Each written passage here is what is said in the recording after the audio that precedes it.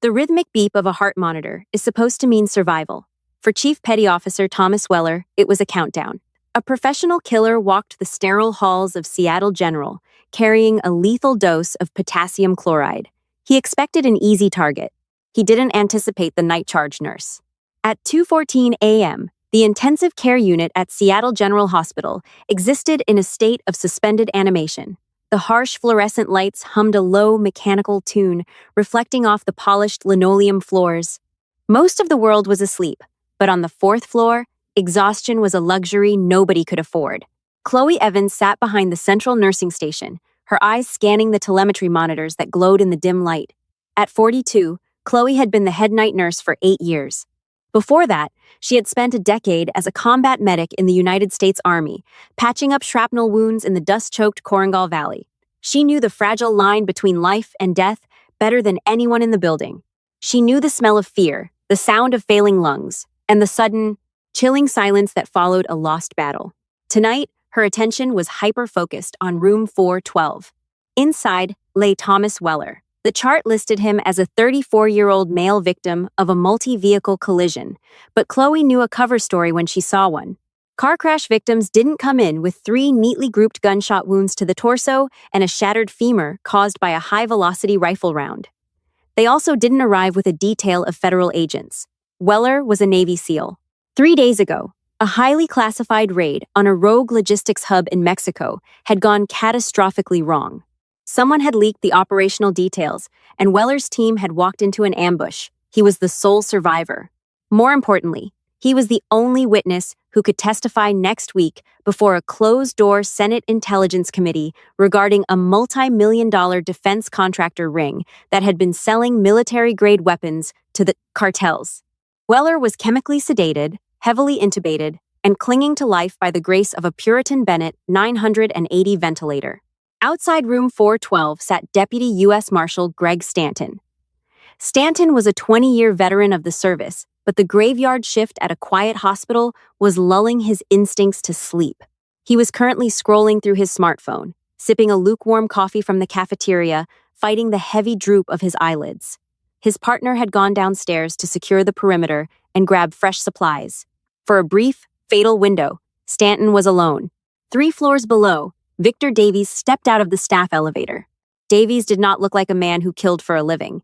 He had the unassuming, pleasant face of a mid-level corporate manager. He wore a perfectly tailored charcoal suit beneath a pristine white lab coat.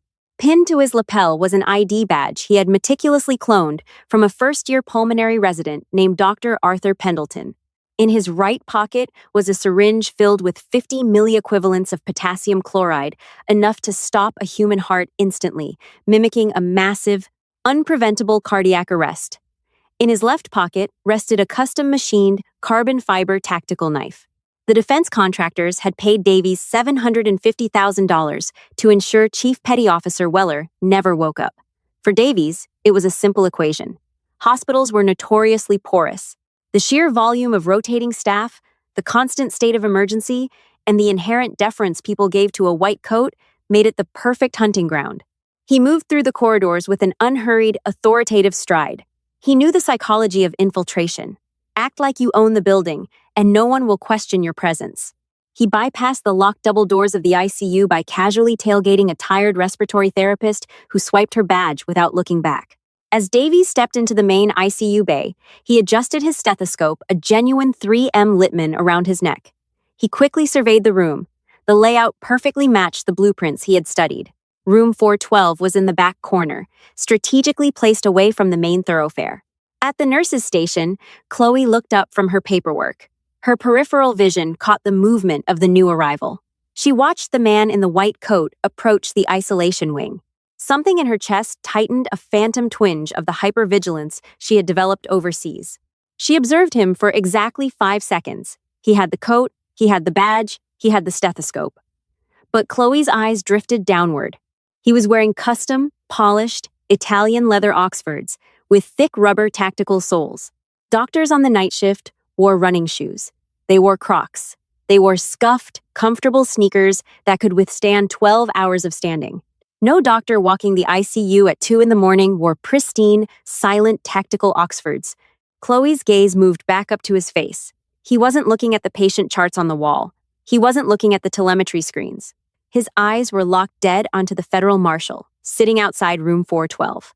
"Hey, Sarah," Chloe whispered to the young pediatric nurse sitting beside her, never taking her eyes off the stranger. "Do me a favor. Pull up the staff directory. Look for a Dr. Pendleton." "Pendleton?" Sarah typed lazily. "Arthur Pendleton. First-year resident. Why? What's his status?" System says he's on a 2-week leave. Hiking in Oregon, I think. He posted pictures on his Instagram yesterday. The cold dread washed over Chloe, instantly replaced by the icy, familiar grip of adrenaline. She didn't panic. Panic got people killed. She quietly slid her hand under the desk and rested her fingers on the hospital's silent panic button, wired directly to the local police precinct. But police response would take at least 4 minutes. The man in the white coat was already 10 feet away from Thomas Weller's door. Victor Davies approached room 412 with a reassuring smile plastered across his face. Deputy Marshal Stanton looked up, instinctively shifting his hand toward the Glock, 19 holstered at his hip, but relaxed slightly when he saw the white coat and the stethoscope. "Evening, officer," Davies said, his voice a smooth, calming baritone. "I'm Dr. Pendleton, pulmonary specialist. I need to check the patient's chest tube output and adjust his ventilator settings. His blood gas numbers are dropping." Stanton blinked, processing the medical jargon. He glanced at the badge. "Nobody told me a specialist was coming up. They said Dr. Aris was on call." "Dr. Aris is currently dealing with a code blue on the cardiac floor." Davies lied effortlessly, not missing a beat. "You can call down to the 3rd floor if you'd like, but every minute this patient isn't getting adequate oxygenation, we risk severe hypoxic brain injury." "Up to you, deputy." Stanton hesitated. The medical intimidation worked flawlessly. No law enforcement officer wanted to be the reason a VIP patient suffered brain damage. "All right, make it quick. I have to stay in the doorway." "Understood." Davies nodded, slipping past the marshal and pushing open the heavy glass door to room 412. The room was dark, illuminated only by the rhythmic flashing of the Alaris 4 pumps and the harsh glow of the physiological monitor. Weller lay motionless, his chest rising and falling artificially. Davies stepped up to the bedside. He didn't look at the patient's face. Professionalism dictated emotional detachment. He reached into his right pocket, his fingers wrapping around the cool plastic of the potassium chloride syringe. He moved toward the central venous catheter ported near Weller's collarbone. All he had to do was uncap the line, push the plunger, and walk away. By the time the alarm sounded, he would be in the stairwell. "Excuse me, doctor." Davies froze. Standing in the doorway, having silently slipped past the oblivious Deputy Stanton, was the charge nurse. Chloe Evans stood with her arms crossed, her eyes narrowed, carrying an aura of absolute authority. "Can I help you?" Davies asked, his voice dripping with mild manufactured annoyance. "I'm in the middle of an assessment." "I see that," Chloe said, stepping fully into the room and letting the glass door slide shut behind her, isolating the 3 of them from the hallway. "I'm the head nurse on this floor. I didn't see an order put into the Epic system for a vent adjustment. Furthermore, you're holding a 50cc syringe. A vent adjustment doesn't require IV medication." Davies assessed the threat. A middle-aged nurse in navy blue scrubs, unarmed, small stature. He smiled, keeping the syringe shielded behind his hip. "I brought a saline flush," Davies said smoothly. The line looked occluded on the monitors. "Potassium chloride isn't a flush, Victor," Chloe said. The use of his real first name, a wild guess on her part based on the initials carved into the leather of his shoe, or perhaps just a psychological bluff, caused a micro-expression of shock to flash across his face. It was all Chloe needed to see. Before Davies could react, Chloe lunged. She didn't go for the man, she went for the environment. She grabbed the heavy steel IV pole and violently shoved it forward. The heavy bags of saline and antibiotics swung like a pendulum, the metal base crashing directly into Davies' shins. Davies grunted, stumbling backward, the syringe slipping from his fingers and clattering onto the linoleum floor. "Stanton, get in here!" Chloe screamed at the top of her lungs. The door slid open, and the deputy marshal rushed in, his hand flying to his holster. "What the hell is—" Thwip. The sound was no louder than a heavy book dropping on a carpet. Davies had drawn the suppressed pistol from his waistband with terrifying speed. The 9mm hollow point caught Stanton in the right shoulder, spinning the heavy-set man backward into the glass door. Stanton collapsed to the floor, his weapon skidding out of reach into the hallway. The illusion was shattered. The hospital room was now a war zone. Davies pivoted, aiming the silencer directly at Chloe's chest. "You should have stayed at the desk, nurse." Chloe didn't freeze. The adrenaline of combat, dormant for 5 years, flooded her veins. As Davies pulled the trigger, she dropped to her knees, tearing the heavy Puritan Bennett ventilator off its locking stand. The machine crashed to the floor, taking the corrugated breathing tubes with it. The gunshot shattered the digital monitor behind where her head had just been, raining plastic and glass down on the bed. Instantly, the room erupted into a cacophony of shrieking alarms. The ventilator, the IV pumps, the heart monitor, every machine in the room began screaming a high-pitched warning. Red lights flashed furiously.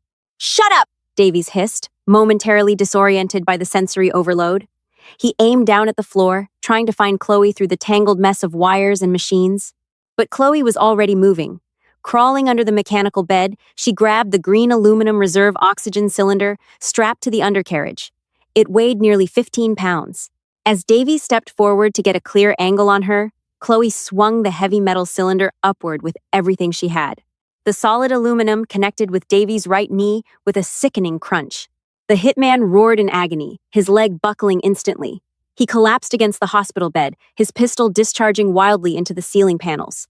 Dust and acoustic foam showered down over Weller, who remained blissfully unconscious in his medically induced coma. Davies thrashed, kicking out blindly. His boot caught Chloe in the ribs, sending her sprawling across the slick linoleum. She gasped for air, the wind knocked out of her, but her eyes locked onto the lethal syringe of potassium chloride, still rolling near the baseboards. Davies saw it too. Despite his shattered knee, the killer dragged himself across the floor, his fingers stretching desperately toward the syringe. He didn't need the gun to finish the job, he just needed the poison. Chloe scrambled to her feet, her sides screaming in pain. She knew she couldn't overpower a trained killer in a wrestling match. She needed an equalizer. Her eyes darted to the emergency defibrillator mounted on the crash cart in the corner of the room. She ripped the two heavy paddles from their holsters, her thumb slamming the charged 360 joules button. The machine let out a high-pitched, rising whine. Davies grabbed the syringe, rolling onto his back and raising his pistol toward Chloe.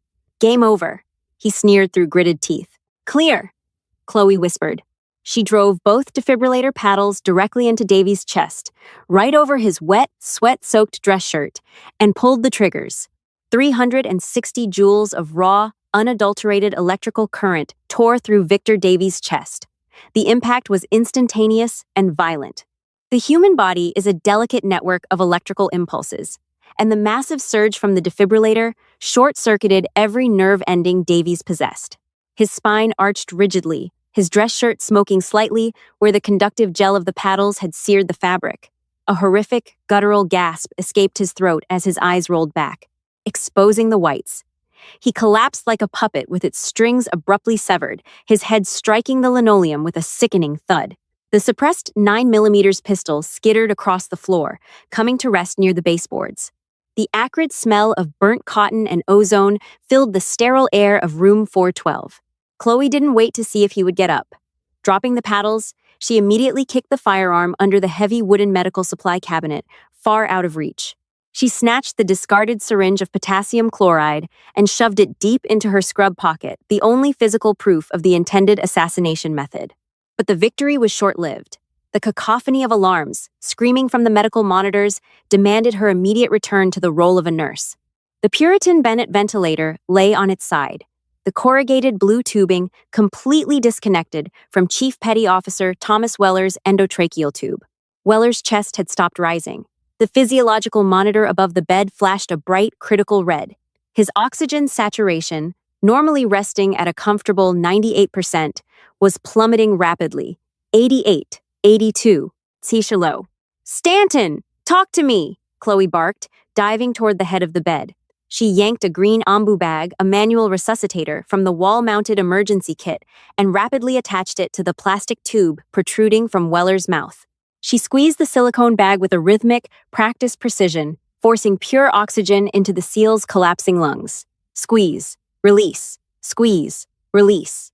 Deputy Marshal Greg Stanton was slumped against the glass wall, clutching his right shoulder. Thick, dark blood pulsed through his fingers, pooling on the floor beneath him.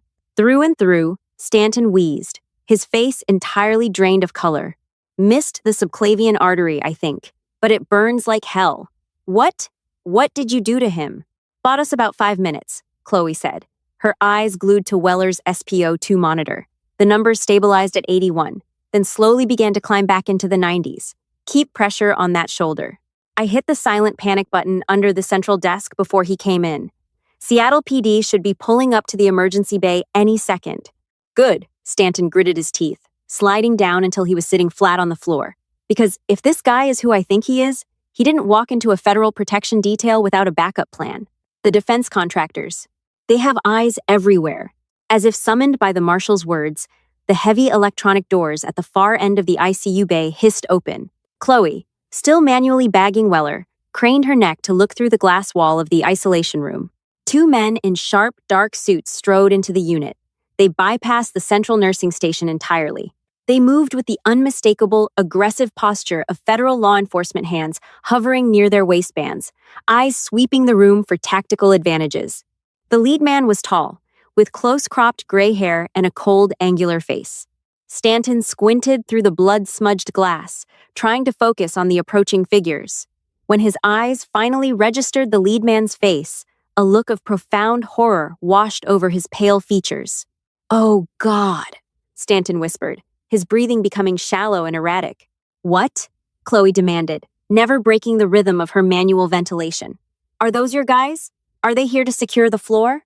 "Don't open the door," Stanton said, his voice trembling with a mixture of pain and absolute dread. "Chloe, lock the mag seal, now." "Why?" "Who are they?" "The tall one. That's Special Agent Robert Mitchell. He's the regional director of the protective detail." Stanton coughed, a violent spasm that sent fresh blood spilling over his fingers. He was the only one who knew the exact floor and room number we were moving Weller to. He signed the transfer orders himself. The reality of the situation hit Chloe like a physical blow to the stomach. The hitman on the floor wasn't a lone wolf. He was the scalpel. And the man walking toward them was the hand guiding it. Mitchell was the leak. "Lock it!" Stanton yelled, abandoning protocol. Chloe lunged to her left, stretching her arm to its absolute limit while keeping her right hand clamped tightly around the ambu bag attached to Weller. Her fingertips grazed the red electronic isolation switch mounted on the wall. She slapped it hard. A heavy, metallic clack echoed through the room as the magnetic locks engaged, sealing the heavy reinforced glass doors of room 412 shut. Outside, Special Agent Mitchell stopped dead in his tracks. He stood merely 6 feet away, separated only by an inch of tempered hospital glass. He looked down at the blood trailing under the door, then at the unconscious body of Davies sprawled near the bed. Finally, his cold, dead eyes locked onto Chloe. He didn't pull a badge. He didn't ask what happened. Instead, Mitchell calmly reached inside his tailored suit jacket and withdrew a matte black Glock 17, screwing a cylindrical suppressor onto the threaded barrel with terrifying, methodical precision. The backup agent beside him drew a compact submachine gun from beneath a tactical windbreaker.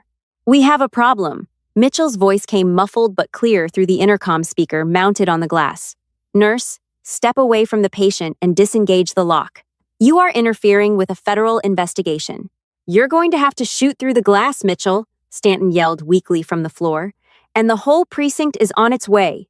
"Tempered glass deflects," Mitchell said flatly, aiming the weapon directly at the center of the doorframe. "But it shatters after 3 rounds. You have 10 seconds, nurse. Walk away and you live. Stay, and you become collateral damage in a tragic cartel hit." Chloe looked down at Weller. The SEAL was completely defenseless, his life literally resting in her right hand. She looked at Stanton, who was bleeding out on the floor. Then, she looked at the heavy, pressurized green oxygen cylinder still lying on the floor where she had dropped it. Her combat medic instincts, forged in the fires of Afghanistan, took over completely. She wasn't a nurse anymore. She was a soldier, holding the line. 10 seconds, Chloe muttered to herself, abandoning the ambu bag for a fraction of a second to grab a roll of heavy medical tape. "Let's see how you handle a little pressure." 5 seconds. Special Agent Robert Mitchell's voice droned mechanically through the intercom. He adjusted his stance, squaring his shoulders, preparing to systematically shatter the reinforced glass of the ICU isolation room.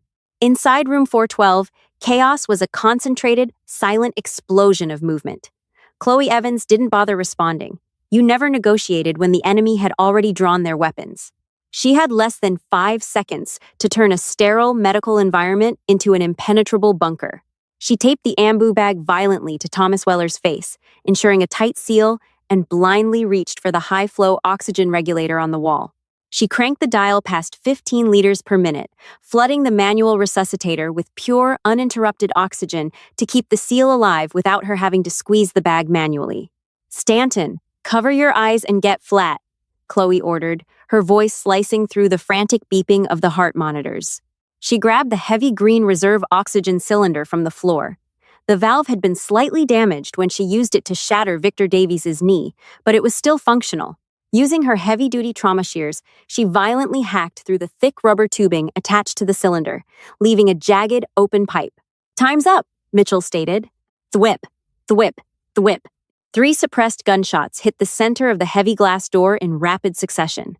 The impact sounded like cracking ice. A spiderweb of fractures instantly bloomed across the thick, tempered pane. The structural integrity of the barrier was gone. Mitchell raised his boot and drove it hard into the center of the weakened glass. The door shattered inward, raining thousands of tiny blunt cubes of safety glass across the linoleum floor. Mitchell and his partner stepped through the threshold, weapons raised, expecting a clear line of sight to the bed. Instead, they were met with a blinding, deafening hiss.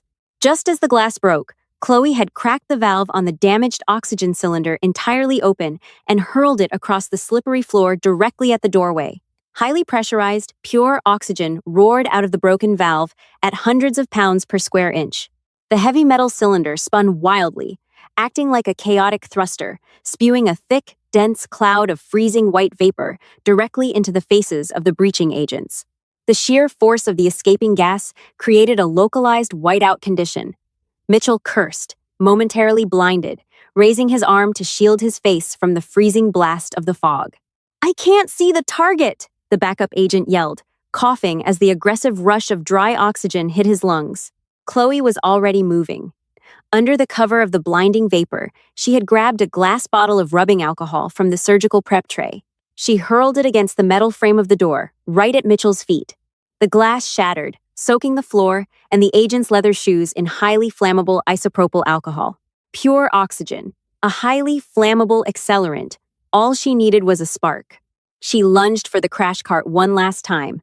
She ripped the defibrillator paddles back off their mounts, her thumb slamming the charge button. The machine whined violently, reaching maximum charge in 2 seconds. Mitchell waved his gun through the fog, catching sight of Chloe's silhouette near the bed. "Put your hands up, now!" he roared, leveling the Glock. Chloe didn't hesitate. She threw the charged defibrillator paddles straight across the wet floor. They landed directly in the puddle of alcohol, mere inches from Mitchell's soaked shoes. "Shock advised," Chloe whispered.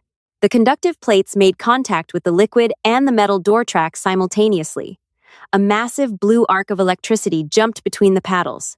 The spark instantly ignited the alcohol. Fed by the massive cloud of pure oxygen venting from the cylinder, the small chemical fire rapidly expanded into a blinding flash fire. A wall of intense, brilliant orange flame erupted directly in the doorway. Mitchell screamed as the flames licked his suit pants. He stumbled backward, dropping his weapon and frantically swatting at his burning clothes. His partner, panicked by the sudden explosion, scrambled back into the main hallway. The ceiling fire suppression system instantly detected the massive heat spike. With a loud mechanical clatter, the overhead sprinklers activated, raining icy water down onto the ICU floor. The flash fire sputtered and died under the torrential downpour, leaving the doorway choked with thick, black smoke. Through the haze and the rushing water, the sound of heavy boots echoed from the main elevators. It wasn't the stealthy tread of assassins. It was the loud, chaotic stampede of a tactical entry team. Seattle PD SWAT. "Drop your weapons. Show me your hands." Beams of high-intensity flashlights cut through the smoke. Half a dozen heavily armed police officers flooded the floor, their rifles trained on the coughing, waterlogged figure of Agent Mitchell. Mitchell raised his hands. "I'm a federal agent!" he hacked. "The nurse has lost her mind. She's attacking us." From the floor inside room 412, a weak voice cut through the noise. "Don't listen to him," Deputy Marshal Greg Stanton gasped, dragging himself into the doorway. "He's compromised. Arrest him." The SWAT commander looked from the wounded marshal to the burn-marked Agent Mitchell. Without a word, he signaled his men. Two officers slammed Mitchell against the wall, snapping steel handcuffs onto his wrists. Others moved into the room, securing the unconscious Victor Davies. Chloe stood by the bed, completely soaked, her scrubs clinging to her shivering frame. Her hands were bruised, but her eyes never left the monitor. Thomas Weller's heart rate was a steady 72 beats per minute. His oxygen saturation held at 95%. The SEAL had slept through the entire war. A SWAT medic rushed up to Chloe. "Ma'am, are you injured? We need to get you downstairs." Chloe blinked, looking around at the shattered glass and ruined equipment.